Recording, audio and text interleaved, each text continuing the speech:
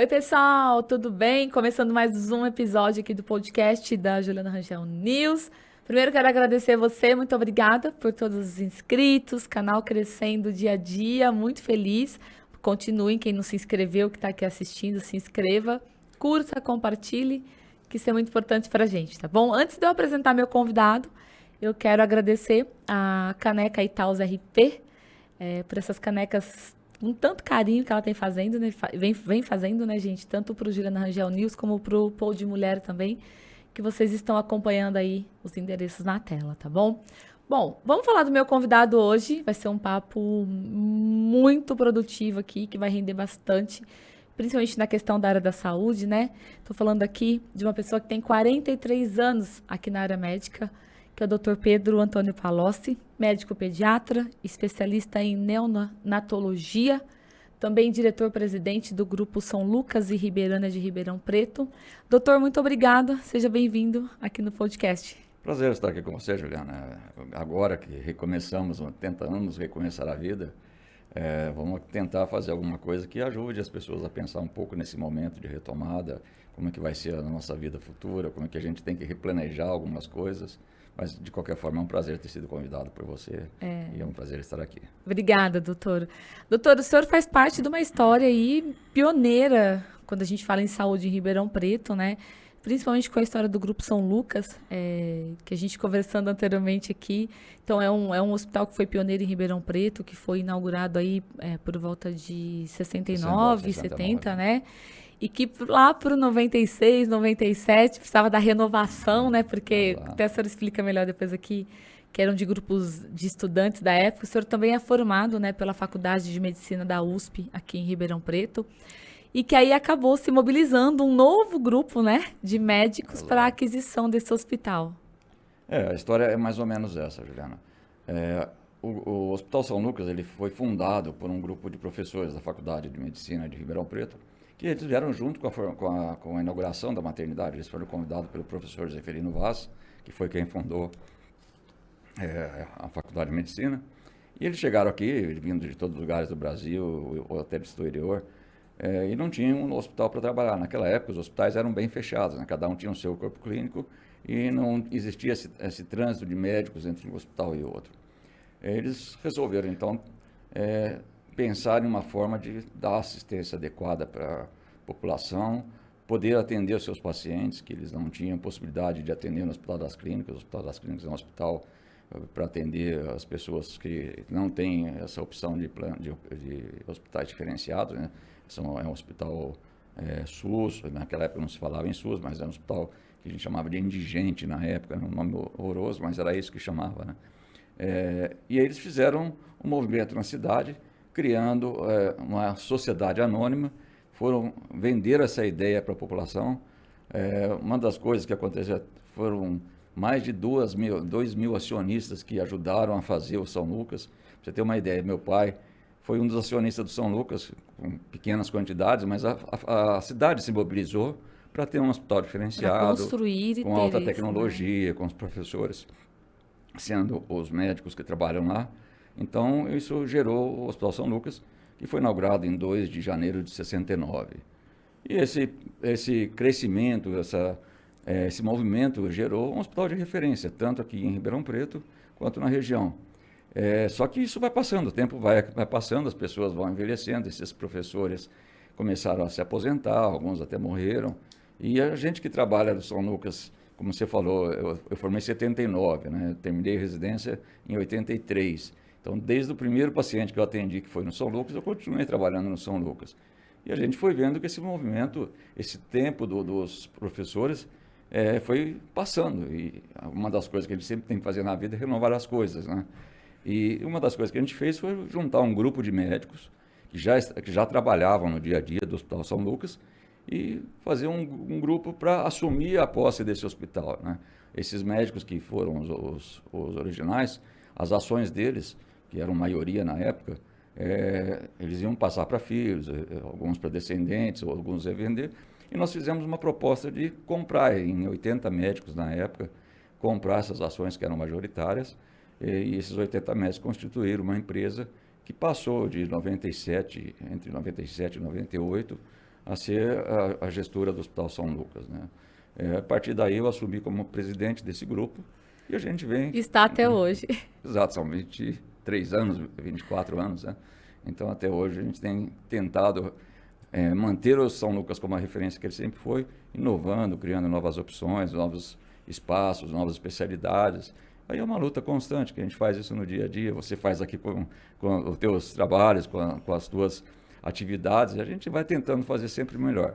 Como a saúde é uma coisa que é prioridade na população, todo mundo precisa ter acesso, quanto mais acesso melhor, quanto mais qualidade melhor, isso tem sido uma história de sucesso. A gente tem conseguido ao longo dos anos trazer esse mesmo modelo de inovação, de tecnologia, de médicos diferenciados, né, com um corpo clínico bem diferenciado, fazer com que isso se perpetue ao longo do tempo, né?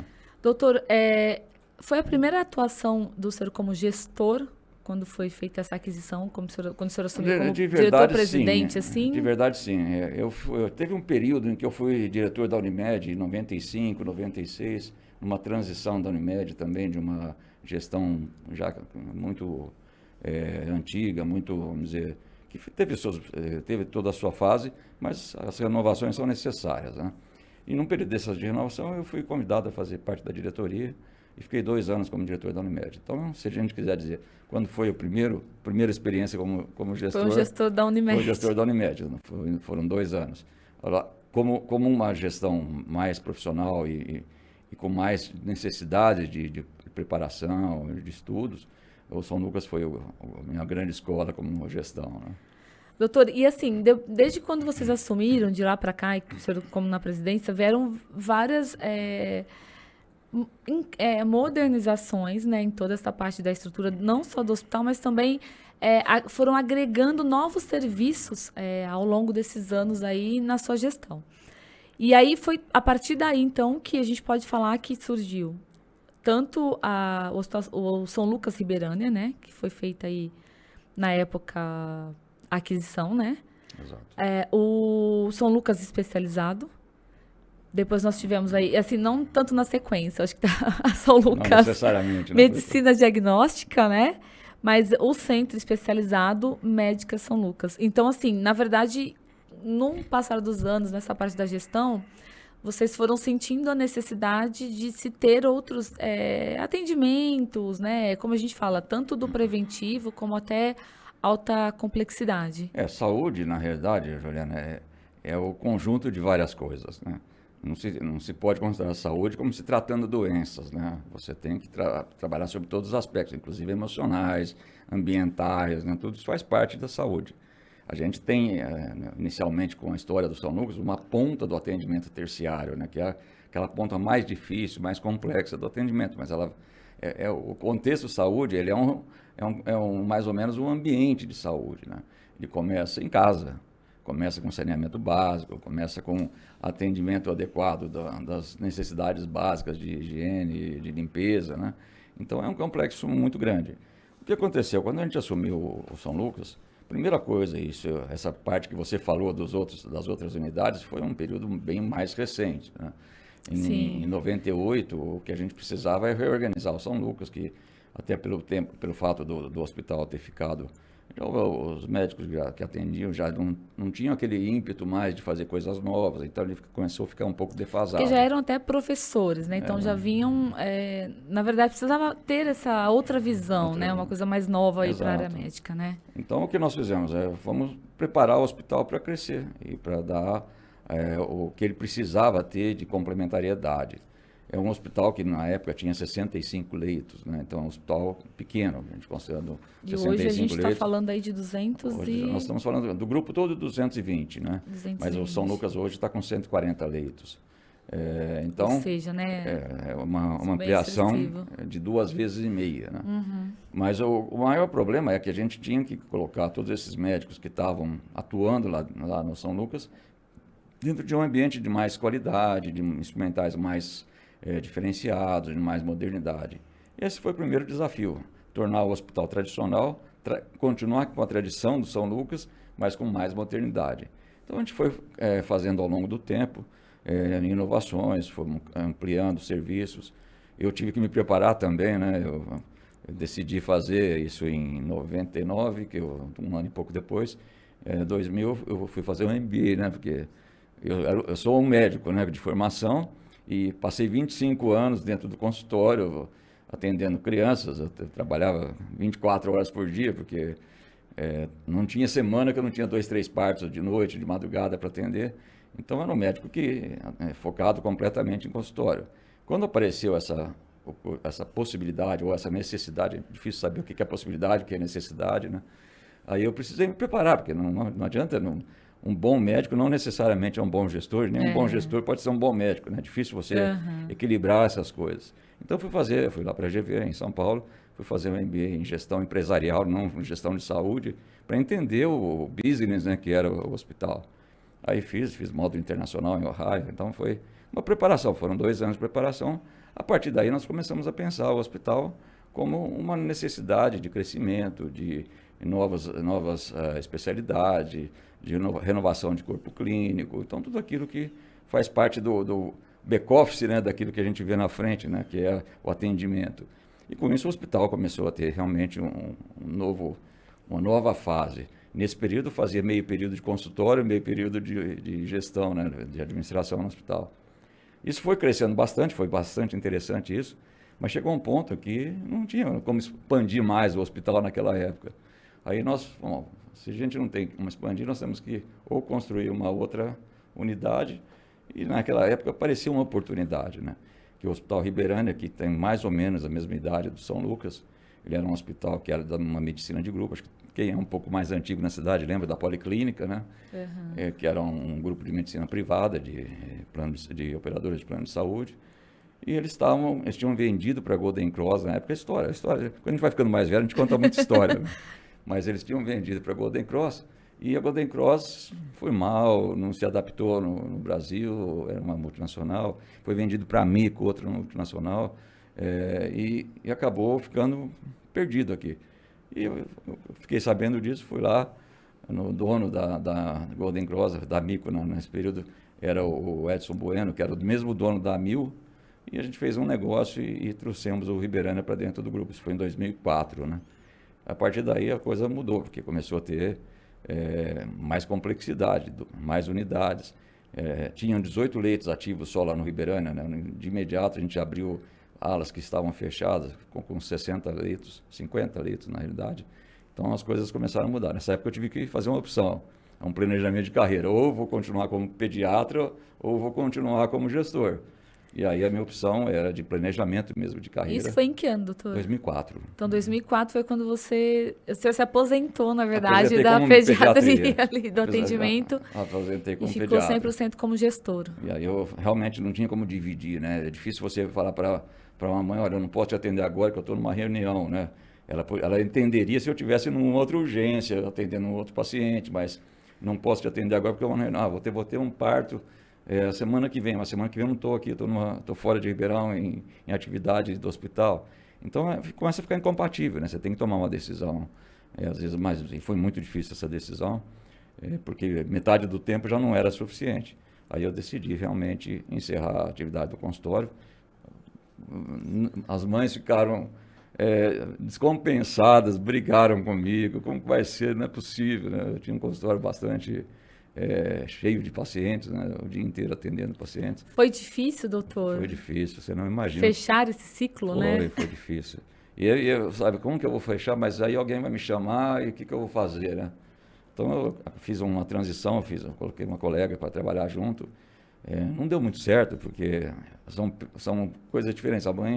A relação médico-paciente é difícil você transferir para uma outra pessoa. Quando você cria um vínculo, né? Ainda mais pediatria, filho, não tem jeito. É um vínculo muito grande. Né? Então eu decidi, a partir de agora, eu mandei uma carta para todos os pacientes, né? Naquela época era carta mesmo, não tinha como mandar outra coisa que não fosse a carta. Mandei uma carta aos pacientes, avisando, indicando outros profissionais e me colocando à disposição para indicar. E resolvi assumir completamente a administração do grupo. Né? Isso foi evoluindo. Né? Ao longo do tempo, alguns desses médicos foram saindo, não queriam mais... porque todo mundo estava querendo salvar o São Lucas naquela época, né? Era um movimento assim, bem interessante, mas no sentido, o que a gente pode fazer junto, porque o São Lucas mantém essa atividade que sempre teve, essa referência que sempre foi. Mas só que ao longo do tempo, cada um vai se distanciando um pouco mais. Todo mundo trabalha como médico, né? Eu fui o único que saí da profissão para tocar o hospital. E acabou ficando, isso foi diminuindo, essa participação, e eu acabei ficando com alguns médicos colaborando junto. E isso é uma história que aí começa a parte mais agitada e mais recente também, né? Que foi aí onde começaram os investimentos mesmo em termos de tecnologia, toda a mudança mesmo. O grande vamos dizer, desenvolvimento do São Lucas ele começou porque a gente tinha que ajustar muitas coisas antes. A partir de 2009, 2010, né?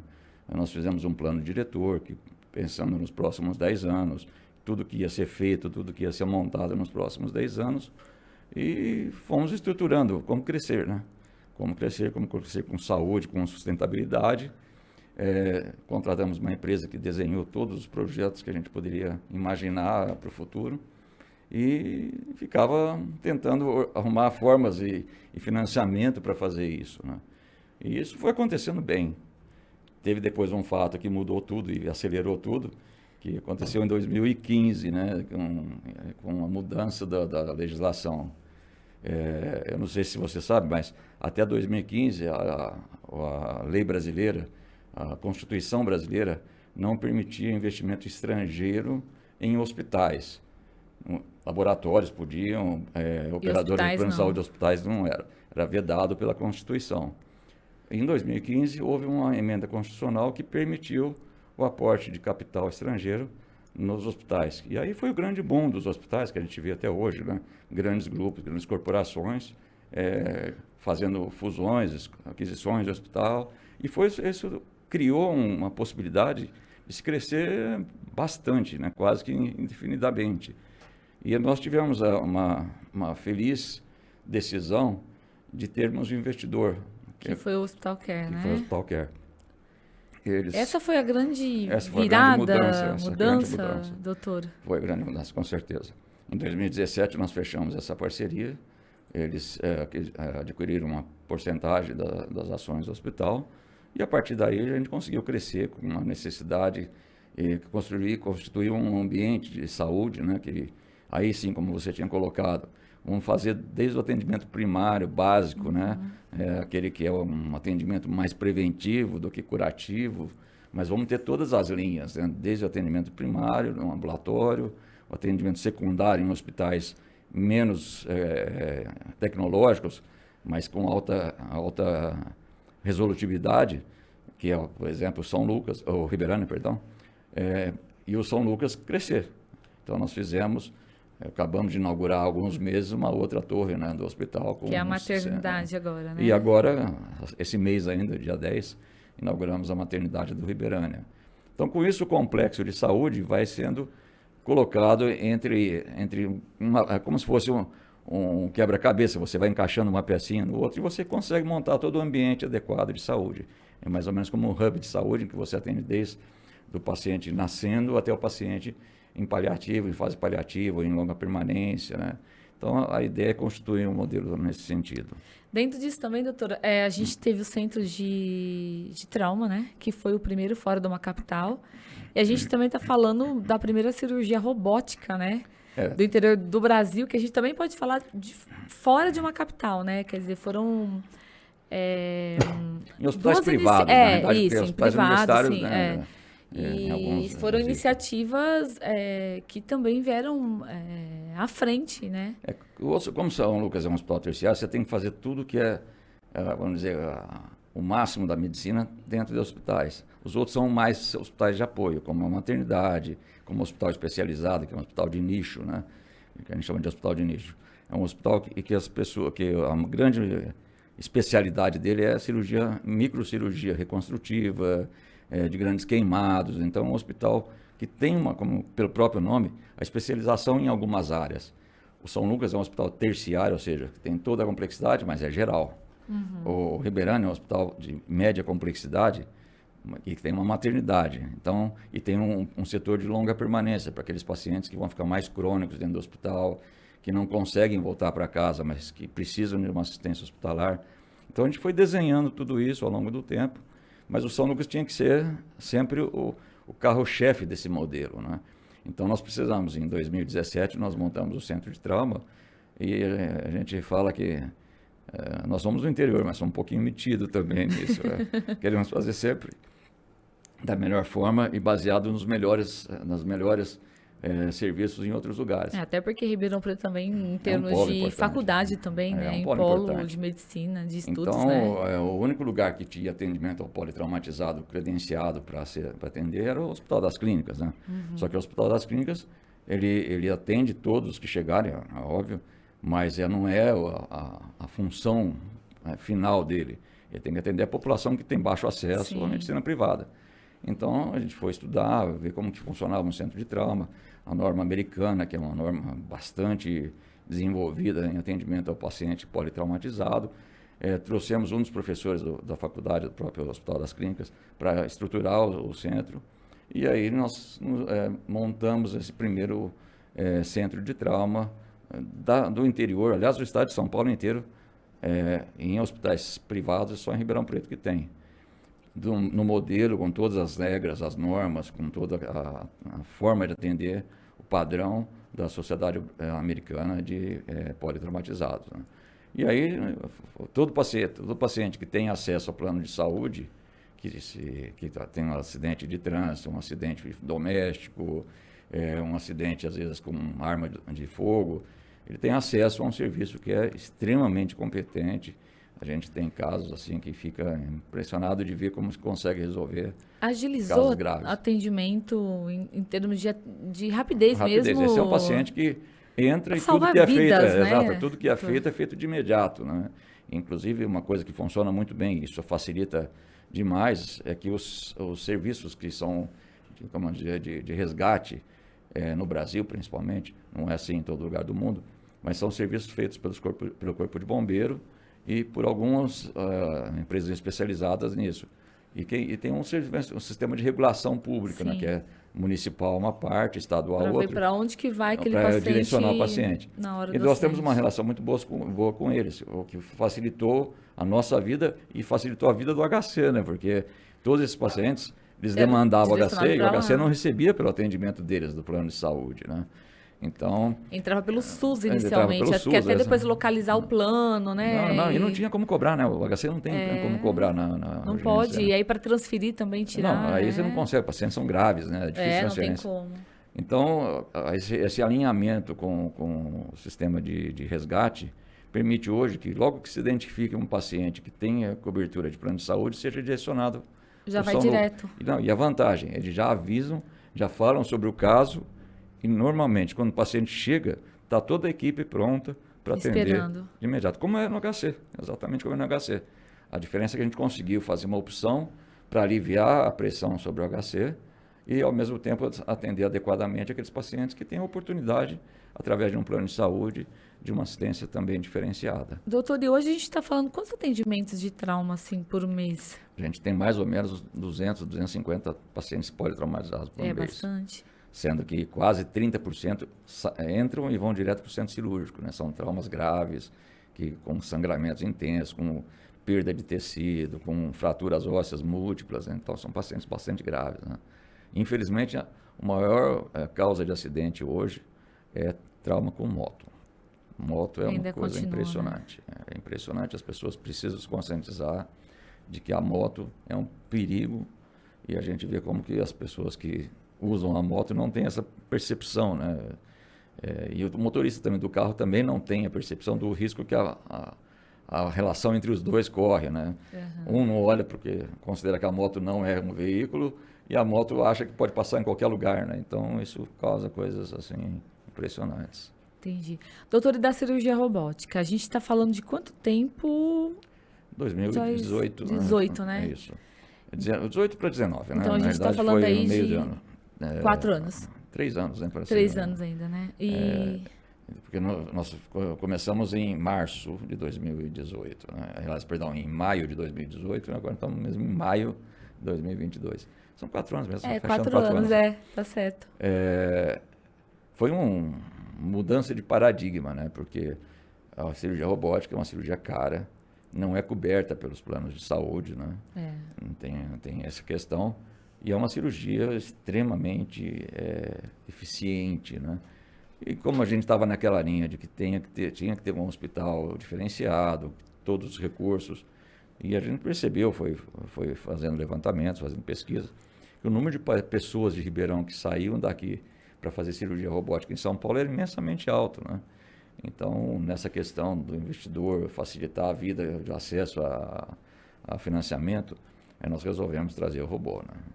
E esse é um modelo de sucesso absoluto. Hoje a gente faz mais de 30 cirurgias robóticas por mês. Eu ia te perguntar isso, por exemplo, em 4 anos, quantas cirurgias? Nós já passamos de 500 cirurgias robóticas.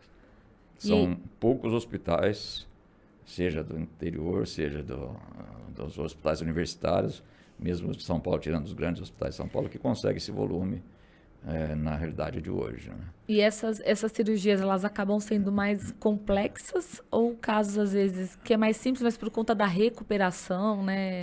Tem indicações. A cirurgia robótica não serve para tudo. Não é uma solução para qualquer doença cirúrgica, né? Mas tem algumas especialidades em que o resultado é muito superior a uma cirurgia convencional ou uma cirurgia por vídeo. O carro-chefe e o motivo que desenvolveu muito a cirurgia robótica no mundo todo foi a urologia, é o câncer de próstata, né? O câncer de próstata vai atingir 10% da população masculina ao longo do tempo. Então, 10% da população vai ter câncer de próstata ou a hiperplasia benigna, né? Mas é um problema de próstata cirúrgico. E aí a robótica é um diferencial. E por que ela ficou famosa, né, a cirurgia robótica? Quais são os problemas que existem para a cirurgia, para o tratamento cirúrgico do câncer de próstata convencional? É a possibilidade de impotência e a possibilidade de incontinência urinária. Ou seja, depois da cirurgia, algumas pessoas passam a ser impotentes sexualmente e outros passam a ter, além da impotência, ou às vezes sem a impotência, a incontinência, ou seja, não seguram mais a urina, não tem o esfíncter que segura a urina, então tem que andar de fraldas. Imagina para um adulto jovem, às vezes de 50 e poucos anos, hoje a população hoje vive 70, 80 em boa qualidade, né? Então imagina que ter um desses problemas. E isso é praticamente zero na cirurgia robótica. Esses riscos são quase que zero. E a incidência de um desses problemas, ou às vezes os dois, na cirurgia convencional, por mais bem feita que ela seja, por mais preparado que seja o profissional, chega a quase 10%. Então, a gente está falando de uma mudança de comportamento das pessoas brutal. Então, esse foi o primeiro motivo da cirurgia robótica ter se desenvolvido no mundo inteiro. A partir daí... E é o futuro, né? É o futuro. Não, daí para mais. Provavelmente não vai, em alguns anos, pesquisas não que vão vê, né? ter mais essas cirurgias não robóticas, né? E os robôs vão começar a ser... Não tem como não fazer parte futuramente de tudo, né? E aí começou a se desenvolver outras possibilidades da cirurgia robótica. Então, na gastroenterologia, cirurgias de abdômen, por exemplo, foi o segundo ponto em que a cirurgia robótica teve. Hoje está quase no mundo todo, quase metade. Não chega ainda a cirurgia urológica, né? Ainda é a mais importante. Mas hoje praticamente quase 40%, 60% nessa proporção já são de cirurgias gástricas. E aí tem várias especialidades, principalmente as cirurgias que a gente chama de abdômen inferior, que coloca reto, útero na mulher, que é uma área que é difícil abordagem, difícil acesso. O robô é uma coisa que ele tem movimento, por exemplo, a pinça tem movimento 360 graus. Isso nem a mão da gente... Precisão, né? Nem a mão da gente consegue fazer. Você roda, mas não faz 360 graus. Então, para dar um ponto lá no fundo, ele dá o ponto inteiro, né? Não precisa posicionar, tirar, mudar para frente. E uma outra coisa, o robô tira o tremor da mão do cirurgião. Então, o cirurgião, às vezes, pela força que ele faz, a mão treme. E ele tira, ele corrige isso, né? Então, o risco de você pegar um vaso sanguíneo num ponto é quase zero. A outra, você vê o ambiente em 3 dimensões. É como se você estivesse dentro do abdômen do paciente, né? Dentro do campo cirúrgico. Então, é uma coisa assim, muda o padrão de assistência. Agora, a gente está entrando na fase da cirurgia torácica, câncer de pulmão.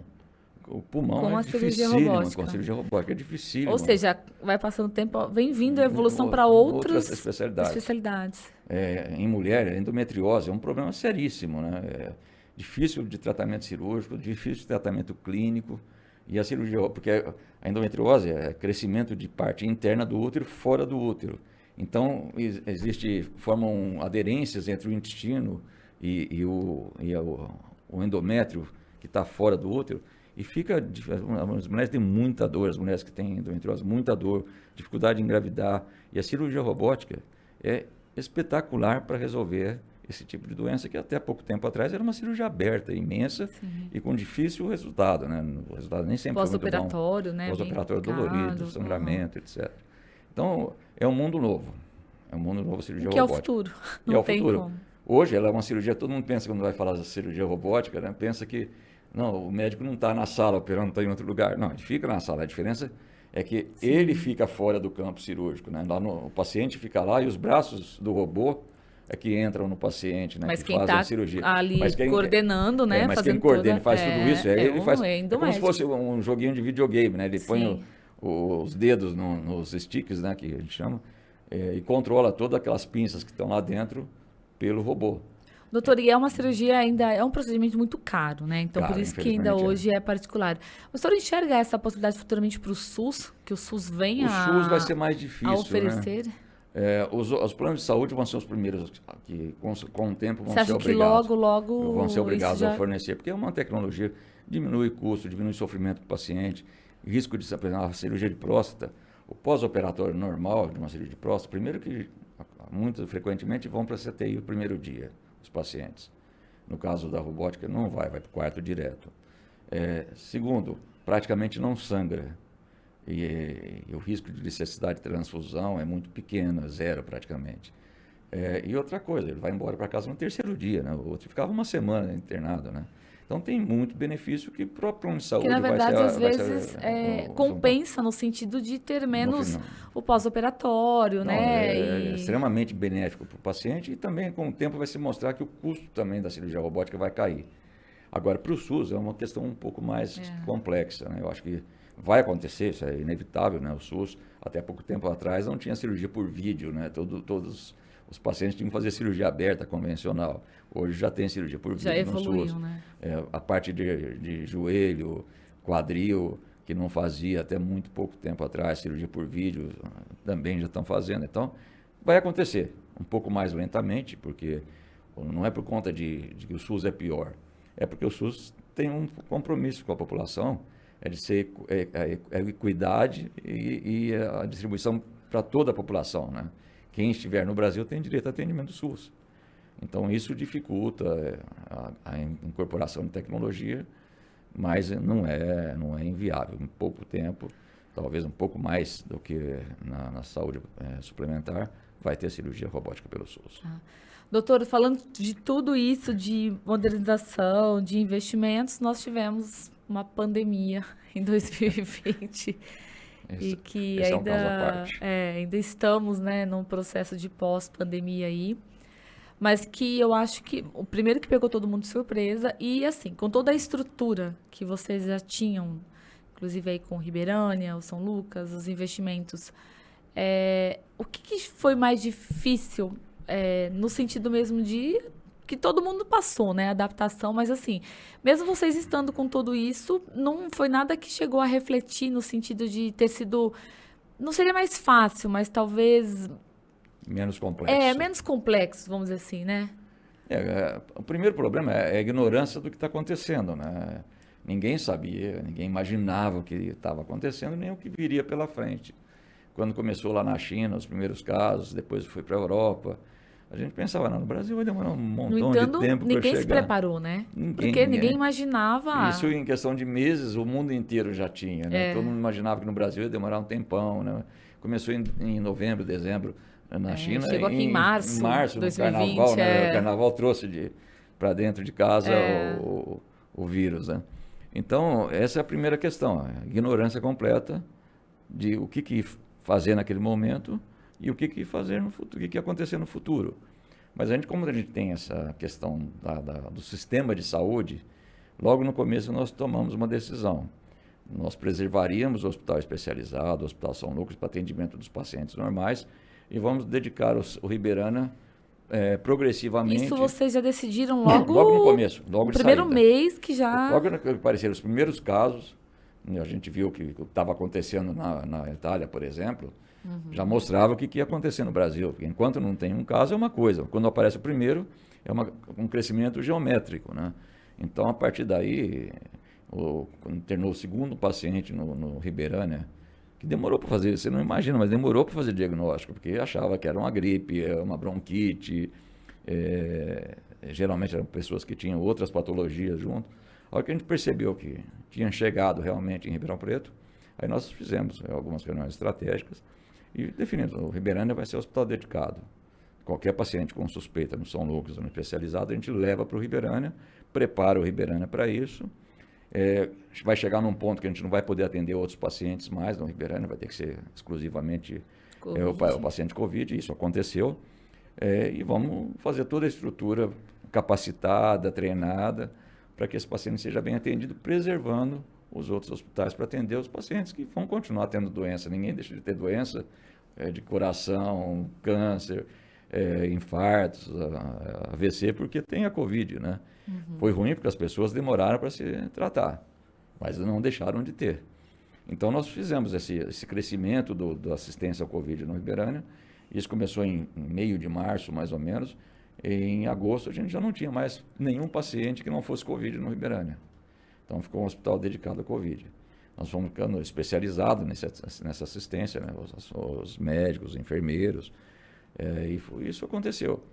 Aí, quando a gente pensou que fosse acabar, né, era em outubro, novembro de 2020, começamos a desmobilizar, né, fazer o caminho inverso, né, diminuir os pacientes com Covid, vamos começar a abrir para cirurgias convencionais, dividimos o hospital em duas partes, uma era Covid, outra não Covid, com tudo separado.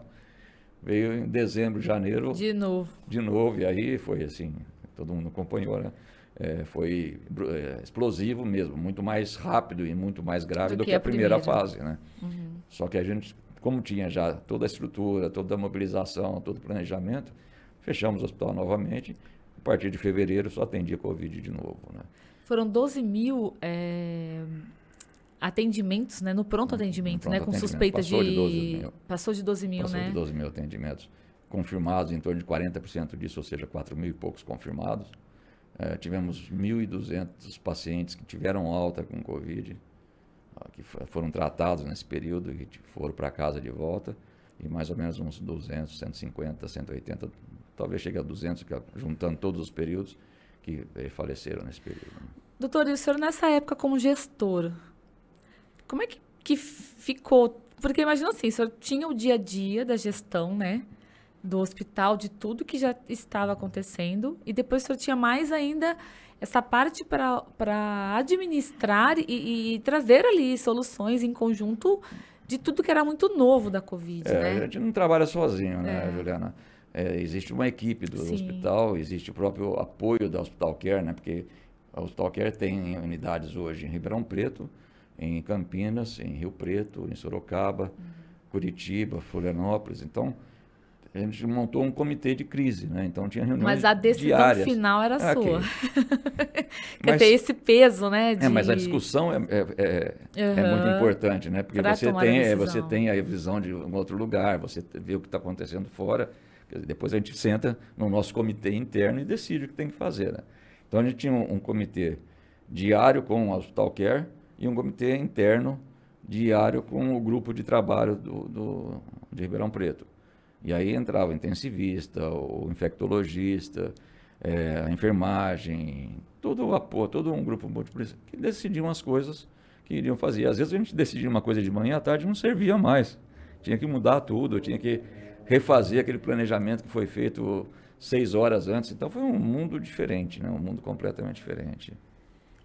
E aí, passando a Covid, né? Que eu lembro muito bem até que vocês lançaram um vídeo...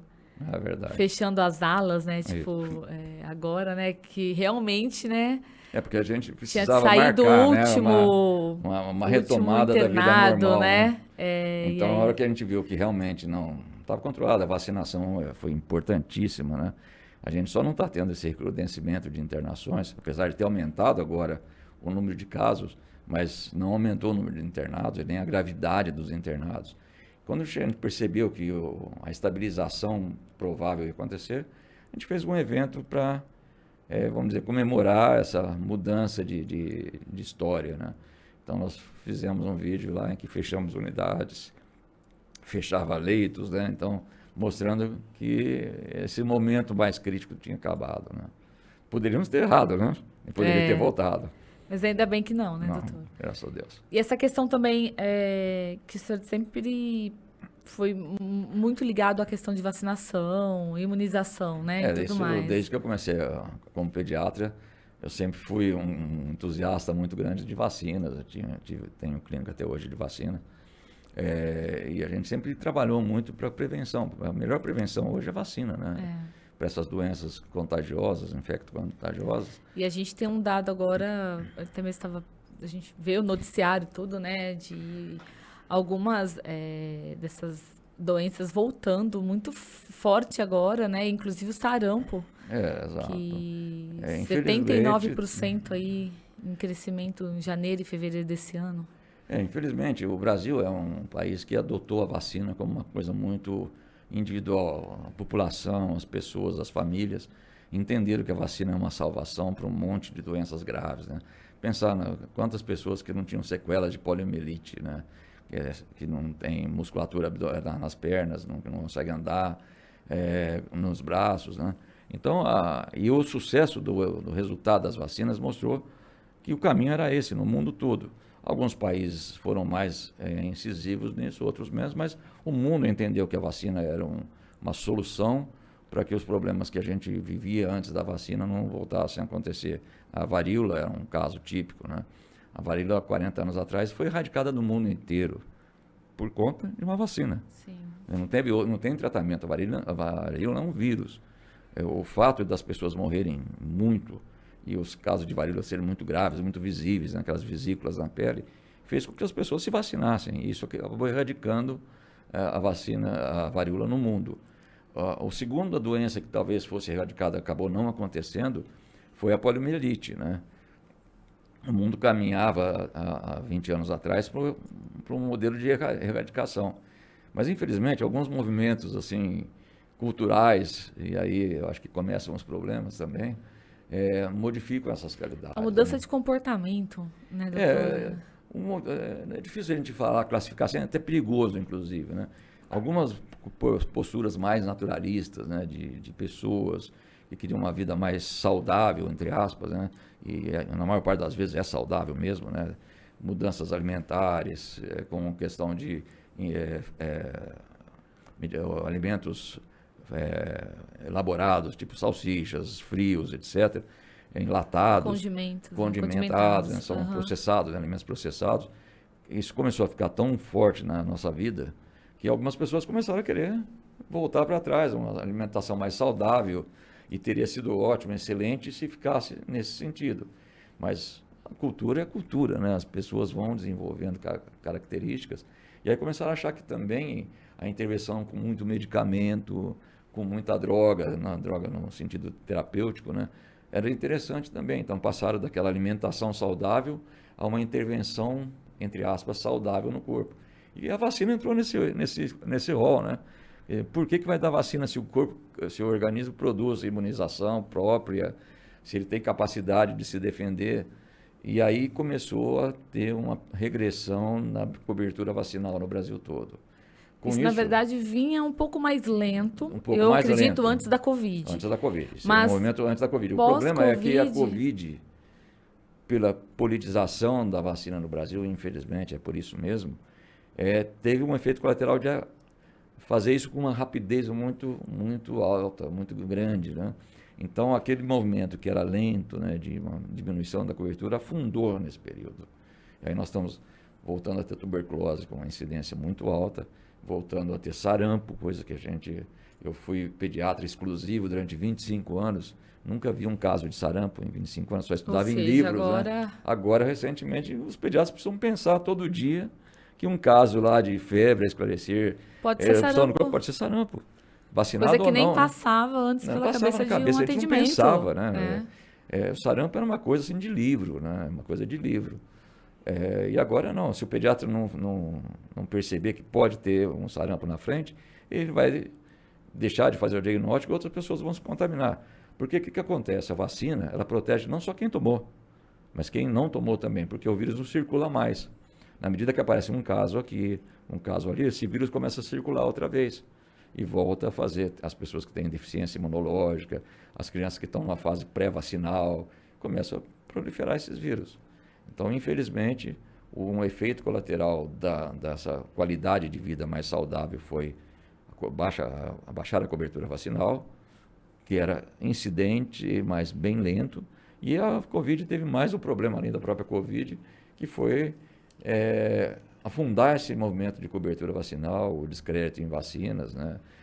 Infelizmente, com notícias que a gente não imagina como aconteceram, né? Falar que dava efeito colateral, você vai virar jacaré, coisa desse tipo, né? Grosseiro, mas acontece, né? E isso passou a servir para qualquer vacina. Você já pensou alguma vez em questionar se uma vacina que você ia tomar te causava algum efeito colateral, nada? Você sabia que era bom. Não, e fazia. E com meus filhos, leva, exato, toma e acabou. Não é uma Nunca, discussão, né? Só tem benefício, né? Nunca ninguém foi ver de onde que a vacina foi produzida, onde foi fabricada. Nem sabia. Nem sabia. E uma boa parte dessas vacinas foram desenvolvidas na Europa, mas elas eram fabricadas na Índia, na China, como são hoje as outras vacinas, né? Mas nunca ninguém se preocupou em onde eram feitos os medicamentos. Uma grande parte desses medicamentos não são feitos em grandes laboratórios centralizados na Europa, nos Estados Unidos, né? São feitos pela Índia, são feitos pela China, que tem capacidade de produção muito grande. E o Brasil também é referência, né, referência, doutor? sempre foi, Imunização, né? E o Instituto Butantan, a Fiocruz, são referências mundiais em produção de vacinas, né? Então, infelizmente, isso aconteceu, mas eu sou uma pessoa otimista, bem otimista.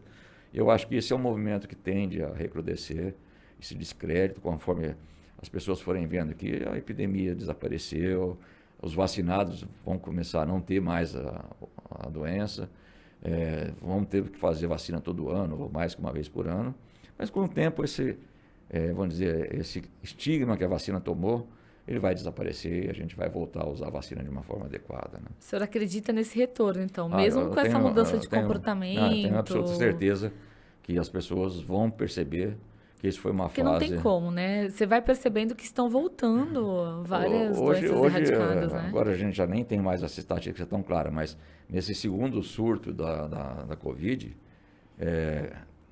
aqueles que tinham tomado a primeira vacina, a segunda dose, porque ele começou em dezembro, mais ou menos, mas a vacina começou em fevereiro no Brasil. Então, aqueles que pegaram entre dezembro e fevereiro, ainda eram os casos gravíssimos. Mas daí para frente, aqueles que tinham tomado vacina tinham uma evolução completamente diferente daqueles que não tinham tomado vacina. E isso já começou a dar um start na cabeça de algumas pessoas que saíram correndo tomar vacina. Viram seus parentes que não tinham tomado, que negaram a vacina, ter uma evolução pior do que aquelas pessoas que tomaram vacina e saíram correndo. Esse é um efeito bom, né? Um efeito de conscientização na marra, né? Vamos dizer, né? Mas aconteceu. E hoje, nós temos mais de 83% da população vacinada. Tem um problema que estagnou agora, né? Nós estamos numa fase de estagnação, mas eu tenho certeza que ao longo dos próximos meses, anos, as pessoas vão perder esse medo. A gente não se ouve mais falar agora praticamente na vacinação da Covid, né? Antes era todo dia, o tempo todo, assim, óbvio, se liga um telejornal, tem lá o balanço, né? Que eles fazem diariamente, mas antes era aquela coisa maçante, né? De, olha, tomar a segunda dose, faixa etária, terceira, não. agora não. Agendamento, agora, né? Hoje não, você vai lá e toma vacina, simplesmente como faz com qualquer outra vacina. Então tem que ter a conscientização. É necessário, isso é mandatório, não tem jeito. Doutor, e o senhor nessa parte envolvido, né, o tempo todo aí dentro de hospitais, área médica, como é que o senhor acompanha esse momento agora para a Covid, né? porque a gente escuta muita coisa, óbvio que a gente procura se informar nos veículos corretos, de referência e tudo mais, só que ao mesmo tempo que se falam em aumento de casos, igual a China, ela voltou a sofrer um pouco com a questão do vírus de novo. E no Brasil, até recentemente, semana passada, saiu até que tinha um aumento aí de 30% de novos casos aí em São Paulo. Isso é verdade, é fato, né? Isso é uma estatística, né? Não tem como Não tem contestar. como contestar. Mas a diferença, Juliana, é que vai acontecer, vão acontecer surtos. Por que vão acontecer surtos? Porque as vacinas até agora têm se mostrado muito eficazes com praticamente todas as cepas. Mas vai ter alguma cepa nova, uma variante, uma mutação do vírus, que vai causar um outro vírus um pouco mais agressivo. A diferença é que mesmo que elas não sejam suficientes, essas vacinas não sejam suficientes para evitar a doença 100%, evita as formas graves.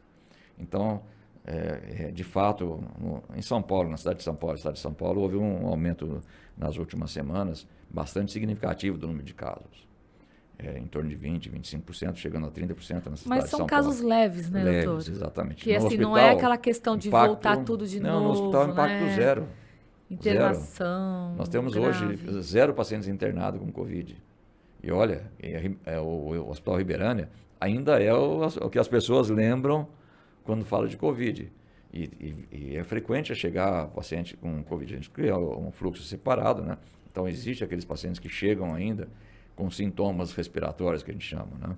Eles são atendidos, continuam se fazendo diagnóstico, lógico que o número é muito menor, só que eles vão para casa.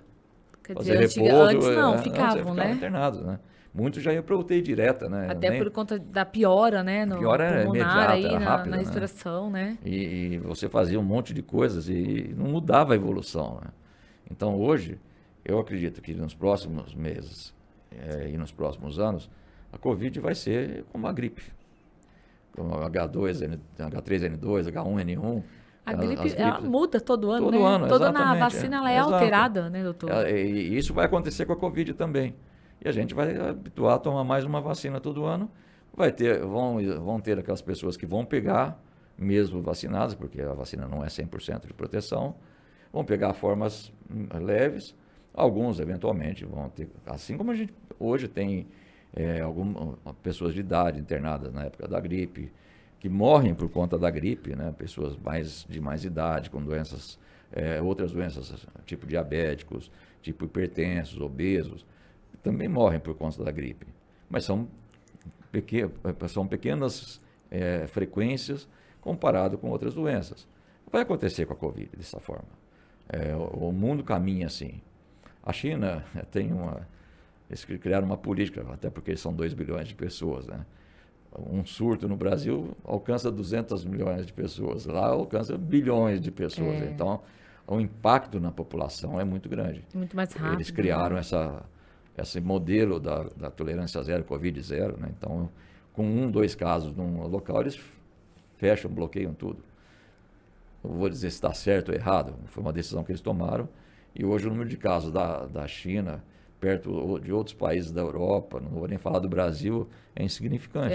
É insignificante. Se a gente for ver com a quantidade de pessoas que tem lá, o que tem de número de mortos na China. Ainda minoria, né? É ridículo perto do resto do mundo, né? Eles sofrem muito, porque quando se fala em lockdown lá, é lockdown de verdade, né? As pessoas não podem sair de casa e são presas a sair de casa, né? É impossível sair de casa. Então, mas tem o benefício. A população lá não ficou alarmada. E lá, inclusive, o índice de vacinação é muito baixo. Esse é um dos desafios da China, né? Como levar essa vacina para a população toda, né? Exatamente. É um desafio. Doutor, agora que eu vi que eu não tomei o meu café. E nem vou tomar, porque agora com esse ar gelado aqui, ó, já era. Doutor, voltar um pouquinho só para o grupo agora, para a gente finalizar. A gente tem a maternidade, que é o mais novo investimento de vocês lá na Riberânia, né? Eu queria que você falasse um pouquinho disso. E também que eu acho que é para fechar aí o ciclo, né, de tudo o que vocês oferecem dentro do Grupo São Lucas Riberânia, que são, agora que a gente vai anunciar aí, o plano de saúde que vocês vão lançarem nos próximos meses. Exato. Juliana, a proposta é isso, né? Essa, de um sistema de saúde completo, né? Então a maternidade fazia parte de um pedaço desse planejamento. E para a gente avançar nessa atenção primária, você tem que ter a maternidade, a pediatria, né?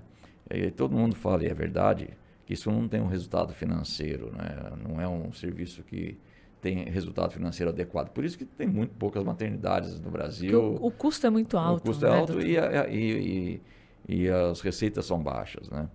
Então, isso é uma verdade. Só que você precisa ter.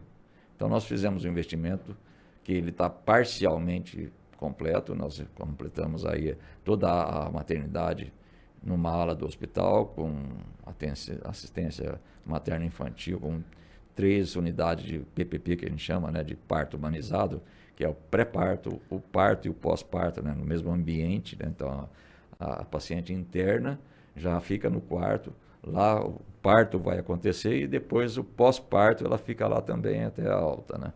Então, é uma tendência que, nessa linha da melhora da qualidade de vida, de assistência ao parto, é uma tendência que veio para ficar. O parto humanizado não, né, doutor? Na realidade é um parto humanizado, esse é o parto humanizado, né? Em que há uma preocupação com todo o ambiente do parto. Desde né? o, né, como o senhor disse, né, gente, do início do ali, início. né, A gente durante já, e o inclusive, pós. prepara a paciente para um parto desse tipo bem antes do parto.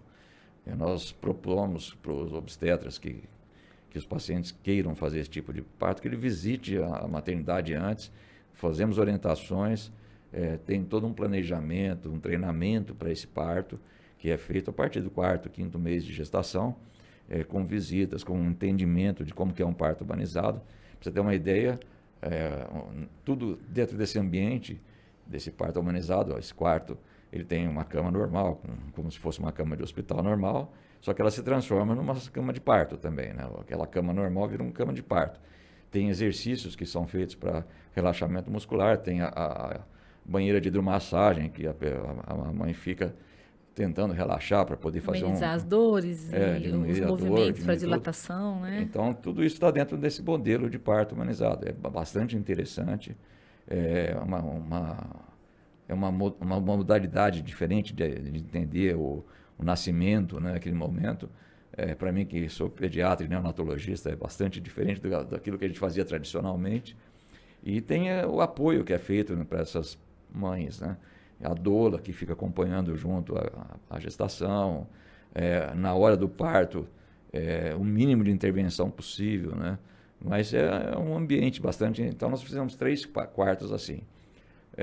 Tem uma UTI neonatal com 10 leitos, porque é necessário, né? Vão chegar os partos de risco, os partos prematuros, né? Então, uma UTI neonatal de última geração, com todos os equipamentos, uma equipe espetacular de neonatologistas. E também um ambulatório de pediatria e de ginecologia. Então, é o conceito da assistência materno-infantil. E aí para frente, faltava um outro pedaço, né? Que era o plano de saúde. Na realidade, o plano de saúde não é do hospital. Nós estamos fazendo parceria com operadoras de plano de saúde para que a gente possa oferecer esse serviço, essa alternativa, como um plano em que os pacientes são atendidos exclusivamente dentro das nossas unidades e a gente garante toda a linha de assistência, desde da atenção primária, vacinação, planejamento de saúde, prevenção de doenças potencialmente que levam a câncer, hipertensão, fazendo grupos de assistência com prevenção. E isso, você tendo plano de saúde, facilita muito o acesso. Né? Mas como vai ser essa parceria, doutor? Nós fazemos a operadora do plano de saúde, que é do nosso grupo. Já tem a operadora? Já tem a operadora, chama Luca, né? Ela funciona através das operadoras que são do grupo, né? Que nós temos 2 operadoras dentro do grupo, que é a Veracruz, o Tio Care, que é em Campinas, e o Alsta Saúde em Rio Preto. Eles vão trazer uma unidade para cá, vão montar uma unidade aqui, e a prestação de serviço, trabalho de assistência, o Grupo São Lucas que vai fazer. Então, eles operam o plano de saúde, que tem o nome de Luca, né? Fazendo vínculo, né, com o grupo. Esse é o nome do plano de saúde, então, de São Lucas. Luca. Luca. E a assistência toda feita por nós. Desde da prevenção, todo o ambiente de saúde, nós é que fazemos. Então, é um negócio bastante interessante, bastante diferenciado e que a gente espera que seja bem aceito pela população. E isso é para quando, doutor? Olha, o mais difícil, o mais demorado foi conseguir o registro desses produtos na ANS, que saiu agora no começo do mês. Então agora nós estamos estruturando os setores todos de assistência, vendas, etc. Eu acredito que até julho esteja disponível para comercialização. Tá jóia. É bem rápido, né, agora para frente. Tá. Doutor, obrigada pela participação. Acho que foi uma conversa bem produtiva, né? Como eu costumo dizer. Acho que é sempre bom a gente trocar ideias, conversar, falar de setores, de áreas diversas, né? E você é a proliferadora dessas ideias, né? Seja na saúde, seja na educação, quer dizer, vocês são da área jornalistas, de mídia, têm a obrigação de trazer informações. Exatamente. Né? A gente está aqui para cumprir essa obrigação nossa de fornecer para vocês as melhores informações. Né? A todas as áreas aí. Aliás, o mundo só é um mundo porque existe a informação. Né? Sem informação a gente fica no escuro. E quando vocês dão uma informação de qualidade, por isso eu faço questão de sempre participar e colocar a maior disponibilidade, a maior transparência possível, é porque é dessa forma que chega na população, né? É dessa forma que as pessoas conseguem ficar mais protegidas das fake news, das informações desconectadas, né? Hoje em dia, com acesso à informação, ninguém sabe o que é certo e o que é errado, né? Exatamente. E aí eu dou parabéns para vocês da mídia, que vocês da parte de contato com os vários setores da economia, da atividade humana, levar uma informação adequada. Parabéns. Certo. Doutor, obrigado. Pessoal, terminamos aqui um bate-papo com o doutor Pedro Antônio Palocci. Obrigada a você que ficou com a gente. Se inscreva no canal e até o próximo episódio. Tchau.